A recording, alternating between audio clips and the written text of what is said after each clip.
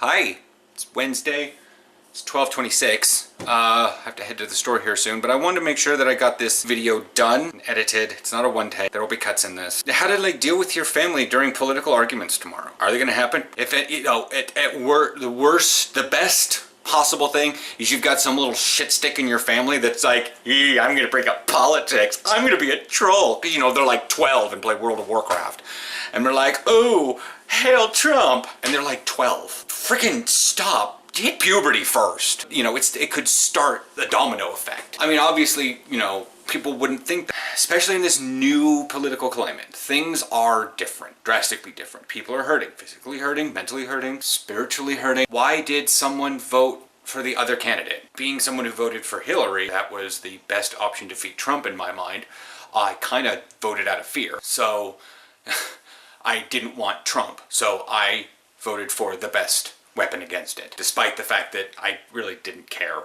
So, if it was Jeb Bush, I probably wouldn't have. I probably would have wrote in somebody. I probably would have wrote in my WoW character, because it's it doesn't really matter, but it was I had to go against Trump.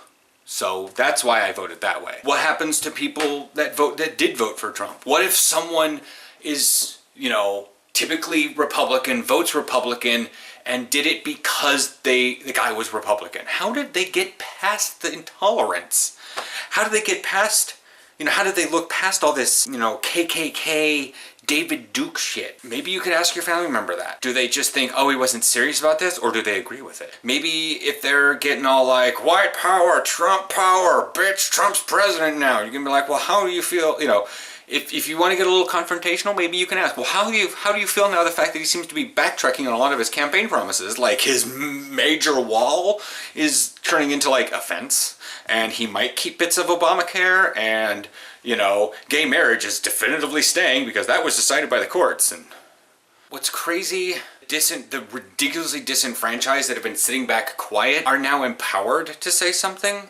But the thing is I personally think they voted for an idea that can't come true. Because the government in all its wonderful checks and balances won't let it happen. Well, we are going to have some crazy shit happening. We are not going to have a neutral, play-by-the-book Republican president. No, that's not going to happen. Could we get into what some of the political commentators call fascism? Probably. Maybe. I'm not necessarily sure. Could Hitler happen again? I hope not. Anyways, back to Thanksgiving, may want to talk about this. And how do you deal with it? You deal with it the fact that, that if you voted, and this is under the stand of if you're under 18 versus over 18. So if you voted or had a chance to vote and, did or did not vote of your choice, doesn't matter. It's, could you have had the possibility of voting or not? If you did not try to understand what made this division for your family so that you can make a better decision in the future, because maybe you don't know where you politically lie. If you did have a choice to vote and you did vote for the opposite of the crazy family member, the lone wolf family member, maybe figure out why they voted that way. Because obviously, and especially if they're local. If they're from way out of state, it's kind of understandable they sit that. But if someone voted for Trump because they didn't like the Hillary and Bill Clinton hit squad, then they're probably also wearing tinfoil on their head in the middle of the night. There is some conspiracy theory stuff out there that is what? But anyways, and that affected some people's way to vote, because if you can scare someone, they will most likely vote for you because they're afraid of the other way. That's what I've said before in weeks. People voted out of fear. They either feared the intolerance, they feared the mainstream media talking smack about Trump, so they were defending Trump. Oh, I gotta vote for Trump because everybody's against him and he's and it's well, I voted for Trump because he's not a typical politician. Well, that's true. But again, how did they get past all the intolerance? We didn't mean it. Yeah, well, I don't really know what to do. I've got possibly an instance in my family where we have, a lesser of two evils voter that voted for Trump may feel disenfranchised or lone wolf enough to want to talk about it. And I'm just let's not have this discussion here. Because that's what I'm going to tell the person. I don't want to deal with it because I'm going to get crazy and nuts, and I will be the massive defender. I won't instigate a fight.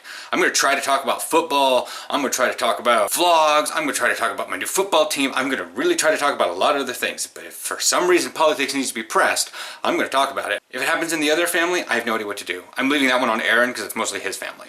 Options to do: sit down, shut up, don't say anything, let it, let the fight happen over here. Happens and you don't want to be a part of it, just get up, leave the room. There's enough food lying around typically at a Thanksgiving, you're not going to starve.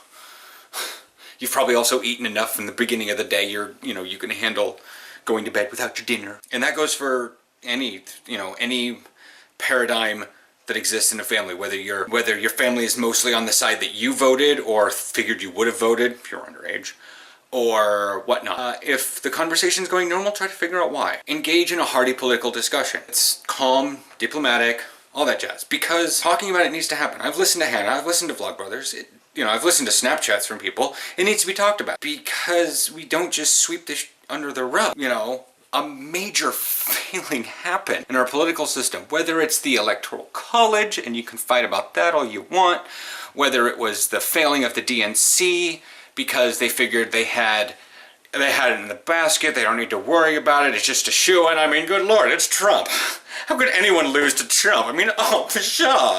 Whether it's that or the fact that there was just so many intolerant people that usually didn't vote because they didn't like the placid nature of Republicans, but they came out for this one because he's not your typical, not your typical political candidate. Well, that's true. Most political candidates, even on the Republican side, wouldn't even say half the shit he did. 99% of the shit he did. He's never been in politics before, but there's always the adage, now that Donald Trump is president, I don't want to see a previous experience requirement on any job application. Because apparently the highest thing in the land, the highest position in the land, aside from, corporate CEOs, doesn't need prior experience. How do you deal with after effects? I mean, like I said, you can engage or you can fight back. You can literally get in someone's face. If they're a Trump voter and they're trying to be, and they're just like, rah, and then they're like, how did your shit fall apart? He's not turning into the wonderful candidate. There's probably not gonna be a wall. Get in him like that. How do you deal with afterwards the fact that you may witness some terrible things come out of your family members' mouths? Just sort of try to sit and digest and think about, does this person actually mean that? Do they actually want, Muslim registry? Do they actually want to build? Some people actually want a wall on Mexico, but that would ridiculously screw up climate, weather. Anyways, meteorologist kicking in. That's that. I don't know what. Just try to be safe. Try to deflect topics if you want. Deflect it about, like, it's, North Dakota. No DAPL. Try to talk about DAPL because that's not party affiliated. That's a humanitarian crisis to an extent. I mean, it is, but there's more to it than just a humanitarian crisis. This is also against Native American rights, and we've screwed them over enough right now. That's completely domestic. That has not much to do with Muslims or gays, or it's, maybe you have a family member that says, put the pipeline through it, screw those hippies, because they don't realize much about it. Maybe you can educate them on what's going on there. It's going to be a rough couple days. I've even thought to myself, this is going to be a different level of Black Friday, because you've got people that are going and they're like barely slept, possibly fighting a food coma because they got done eating and then had to go stay up at the store and then go get in line, didn't sleep much, and they're running through the store with like wads of cash on them, maybe, so they can pay in cash and not have to worry about a credit card declining or whatnot. You're gonna have people from multiple races, because we are a multicultural thing, multiple religions, running around trying to do an American thing. Buy stupidly cheap, but probably overpriced bullshit. That's Black Friday. And when you've got people heated about sales, you've already got people getting in fights, people getting trampled, people getting punched out over televisions. Now we have this empowered minority, you know, feels disenfranchised. Oh my God. They've felt disenfranchised for so long. That's gonna be, I don't know how that's gonna work out. That's a different topic. But how do we look forward from Thanksgiving? How do you deal with the fact that your family may fight pretty terribly in some words? You realize, are these people that way? Maybe they are. Maybe they've shown their true colors finally. You assess after that. If you've made it out safe, you know, you're flying back home, you're driving back home, everyone you know is safe, you just happen to have, you know, some mental scarring from what happened with the political discussions, take note of them. If you need to, make a video. Record on your phone. Record yourself talking. Vent. Put it on airplane mode, for Christ's sake, and just record. It'll save it to your phone, but immediately won't go to the cloud, so that nobody has a chance of finding it. And then watch it. Watch yourself talk. Explain this stuff, because people learn better sometimes when they hear it. That's pretty much all I can say, is you're gonna have to, you know, how do you deal with it afterwards? You may just need to talk about it. Type up a Tumblr post. Type up in a Word document if you're more of a writer than you are a speaker. But most people have a cell phone these days. They can take video. Just set it up, put it in front of your computer, put it on your bed, do something, and just look at the camera dead on and just talk. Vent. Let it all flow out.